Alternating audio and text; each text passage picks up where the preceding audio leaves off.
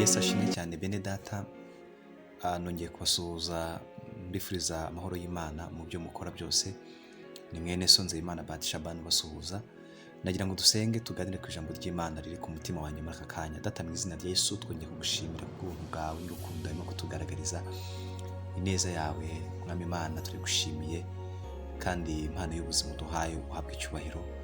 None tugize umugisha ukomeye kugira ngo twongere gusangira na bene data ijambo ryawe. Umwuka wera abane natwe kandi atuyobore mu byo tuvuga, kugira ngo abantu baza kumva ijambo ryawe ribagirire umumaro. Mu izina rya Yesu, amen. Bene data, nagira ngo tuganire muri aka kanya. Ndashaka kugira ngo tuganire ku rukundo rw'Imana, kuko urukundo rw'Imana ni rurerure cyane, bigoye ko umuntu yabisobanura ugereranyije uko urwidukunda rwose twese, ugereranyije ibyo yagukoreye n'ibyo yankoreye. Urukundo rwayo ruri mu buryo butandukanye kuruta uko umuntu yamenya n'uko umuntu yarusobanura.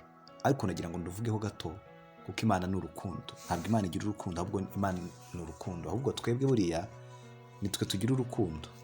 Hari n'igihe mpamvu ujya rugira gutya ukumva rwagabanutse, rwashize, ariko Imana ubwayo ni urukundo. Niyo mpamvu iyo tuyiringiye kandi ubwo nk'uko ijambo ry'Imana tujye kubireba, idusaba ko dushorera imizi muri yo, iduha kuri rwa rukundo rwayo natwe tukamera nkayo, ku buryo imibereho yacu n'ubuzima bwacu biba nk'ibiz'Imana ishaka. Reka dusome mu rwandiko Pawulo yandikiye Abefeso igice cyaho cya 3, dusome n'umurongo waho uhereye kwa 14.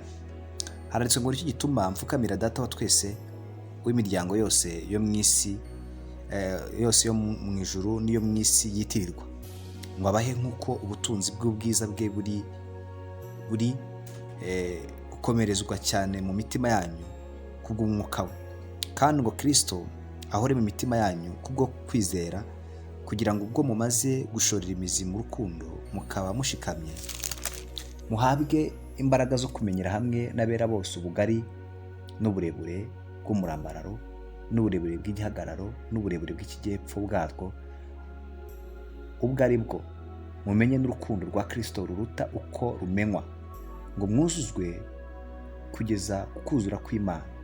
Imana idufashe cyane. Nongere nsome mu Bakolosayi igice cya 1 umurongo wa 19. Haranditswe ngo kuko Imana yashimye ko kuzura kwayo kose kuba muri we. Uyu nta wundi ni Kristo.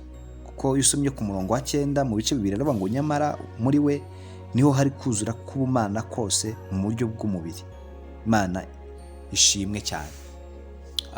Kuzura kw'Imana nta kundi kuvugwa aha ni urukundo rwa Kristo. Iri jambo ni Pawulo yandikiraga Abefeso, ariko bisa nkaho ni Pawulo wari kubasengera, kuko Bibiliya ivuga ngo nicyo gituma mfukamira Data wa twese.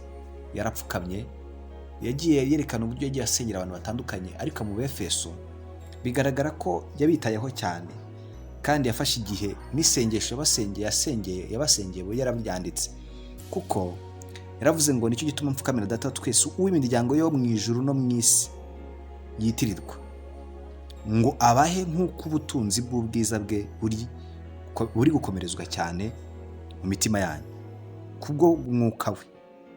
Iravuga ngo abahe gukomerezwa cyane mu mitima yanyu kubw'umwuka we. Imana ishimwe cyane. Bene data, biradukwiriye. Pawulo yarari gusaba bingingira kugira ngo babone gukomerezwa mu mitima yabo kubw'urukundo rwe, ngo kandi kubwa Kristo ahore mu mitima yanyu, ngo Kristo ahore mu mitima yanyu kubwo kwizera. Imana idufashe cyane. Mbega yaravuga ngo yabasaba ibintu bigira kuri 3, ngo ndabasabira Imana ibahe gukomerezwa mu mitima yanyu, gukomerezwa mu mitima yanyu. Imana ikwiriye gukomerera muri twebwe, tukagira ibyiringiro ariko biri mu mitima yacu. Aravuga ngo ikindi, ngo Kristo ahore mu mitima yanyu kubwo kwizera. Icyo ni cya kabiri. Kristo ntabwo akwiriye kuba muri twe mu bitekerezo.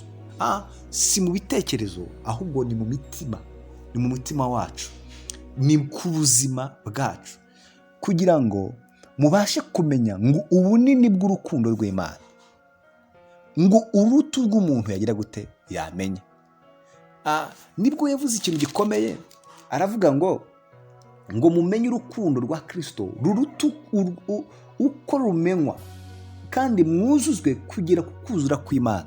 Muri yindi Bibiliya biravuga ngo mugere ubwo mumera nka Yesu. Iyo usomye muri Bibiliya y'Ikinyarwanda cy'iki gihe ngo mugere ubwo mumera nka Yesu, yavuze ngo mwuzuzwe ku kuzura kw'Imana, hanyuma ngo mubashe kumenyera hamwe n'abera bose ngo ubugari n'uburebure bw'umurambararo n'uburebure bw'igihagararo n'uburebure bw'ikijyepfo bwarwo ubwo ari bwo. Mbega bamenye urukundo rwa Kristo, muhabwe imbaraga zo kumenyera hamwe n'abera bose ubugari n'umurambararo n'uburebure bw'ikijyepfo bw'urukundo rwa Kristo. Mbega ukumva ufashe length, ngo mumenye length y'urukundo rw'Imana, mumenye largeur, width, ndetse mumenye na height. Ibyo byose iyo ubifashe bibyara volume cyangwa contain, aho ngo kugira ngo mumenye urukundo rw'Imana biruta uko umuntu yarumenya cyangwa yamenywa. Urukundo rw'Imana ni rurerure cyane kuruta uko umuntu yarupima. Nyamara muri twe hari igihe rwumva rwabaye ruke kubw'ibibazo, kubw'intambara, ukumva wacogoye nturi kurwumva, ukaba wumva ntirwaba rungana na mililitiro 500, agacupa k'amazi kano gatoya. Ariko Imana idufashe cyane kuko urukundo rwe ari rurerure cyane. Rero buriya tugira ikibazo gikomeye, nuko dufata urukundo rw'Imana tukarufata mu bitekerezo. Ibyo twiga byose tukabifata mu bitekerezo ariko ntibize mu buzima. Niyo mpamvu ubukristo si mu magambo, si ku izina, ahubwo bikwiye kuba ubuzima bwacu. Imana idufashe cyane. Urukundo rwa Kristo ngo rube muri ngo mubwo mumaze gushorera imizi muri we, muhabwe kumenya uburebure, ubugari bw'igihagararo n'ubw'ikijyepfo cy'urwo rukundo. Imana ishimwe cyane. Icyamo buri muntu wese akamenya urukundo rw'Imana. Billy Graham ajya kuririmba, yaririmbye indirimbo, avuga ku rukundo rw'Imana, aravuga ngo inyanja ngo zaba nka wino, ijuru rikaba impapuro, ng'ibyatsi nabyo bigahinduka uducumu tw'abanditsi, ngo ab'isi bose bakandika ng'iby'urukundo, ngo ntibabimara, ngo ntibyakwirwaho hakama inyanja. Ntabwo ikiriya kwari ugusobanukirwa urukundo rw'Imana. Imana ishimwe cyane. Yari ari gusobanukirwa urukundo rw'Imana.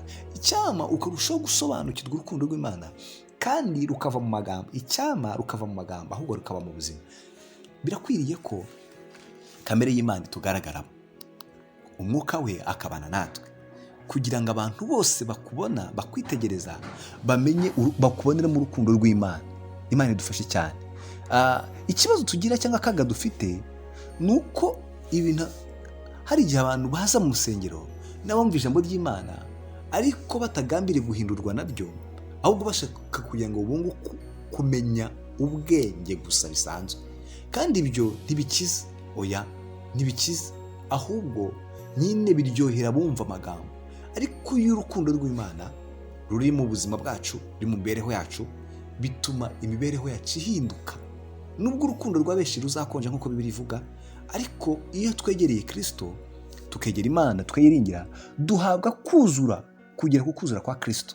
Imana idufashe cyane, igushoboze kugira ngo ubuzima ubayemo ubeho ubuzima burangwa mu rukundo rw'Imana, kuko Imana ari urukundo, ntabwo igira urukundo.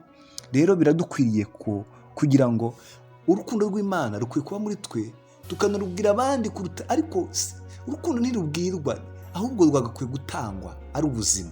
Rero haranira kugera ku kigero cya Kristo kugira ngo ugire kuzura k'ubumana bwe. Hanyuma kuko niko ijambo ry'Imana yatubwiye, iratubwira ngo nyamara muri we niho hari kuzura k'ubumana kose mu buryo bw'umubiri. Muri we uribuka igihe mu kubara, hari igihe Abisirayeli bajyaga guhura n'Imana, inkuba zigakubita, zikagira ute, bakavuga ngo uhereye uyu munsi ntabwo twifuza ko uzongera kuvugana n'Imana. Mose ujye ugenda uvugane nayo. Mose ajya kuvugana n'Imana, yaramubwiye ati kuko ndabona banze ko duhura, kubera ko uhuye nanjye bigenda ukundi. None Mose aravuga ati ngaho wanyeretse mu maso yawe. Aravuga ati sinabikora, nzanyuza kugira neza kwanjye mu maso yawe. nzakwereka mu mugongo kuko nkweretse mu maso ntiwabaho. Aravuga ati niyo mpamvu ubwo bimeze gutyo nzabaza n'undi muhanuzi umeze nkawe. Na undi muhanuzi wavugaga ni Kristo. Muri we rero niho harimo ubumana bwuzuye. Imana idufashe cyane. Ukwiye kumenya ko ubuzima bwawe bukwiye kurangwa n'urukundo rw'Imana. Ukubonye akakubonamo urukundo rw'Imana, ukubonye akakubonamo ubumana, akakubonamo ineza ye. Umwuka wera agume muri wowe agwiriye. Nigeze numva inkuru umwe y'umuntu umwe ugiye mu missionnaire muri Afrika, muri Amerika y'Amajyepfo. Agirayo atangira kwiga kubabwiriza ubutumwa bwiza bwa Yesu, yiga ururimi rwaho, yiga imico yaho, atangira kwisanisha nabo. Agenda babwira inkuru nziza n'uburyo Yesu agira neza, ariko banga kubyumva, ntibamwakira, ntibigera bemera Kristo. Hanyuma akomeza kubana nabo ubwo buzima bwabo igihe cyose, igihe kiragera arapfa, baramushyingura. Nyuma yaho bamaze gushyingura haza abandi ba missionnaire baza kuvuga ubutumwa bwiza, ariko uko babwire urukundo rwa Kristo n'ineza ye, barababwira ati twebwe uwo muntu muvuga turamuzi, yabaye hano, ibyo muvuga n'imbabazi nuko agira niko yarari, twebwe twarabanye, twari tumuzi, yaranapfuye, muze tubereke igituro.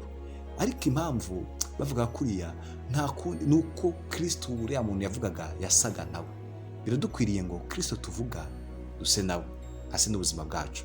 Imana igumugisha mwene data, haranira kugira ngo Kristo uvuga, uririmba, uwigishijwe, uharanire gusa nawe, atari mu bwenge gusa. Dufite ikibazo cy'uko ibintu biba mu bitekerezo ariko bitari mu mutima. Imana idufashe. Reka dusenge. Data mu izina rya Yesu, dushoboze gusa nawe, kuko muri ibi yaravuze ngo mpikunesha nkuko wanesheje. Udushoboze gusa nawe kugira ngo ubuzima bwacu buyobwe n'umwuka wera, bumurikirwe n'umwuka wera, tugere ku kigero cya Kristo. Bana natwe nuko twitaho, ni mu izina rya Yesu twizeye kubikora. Amen. Imana ibahe umugisha.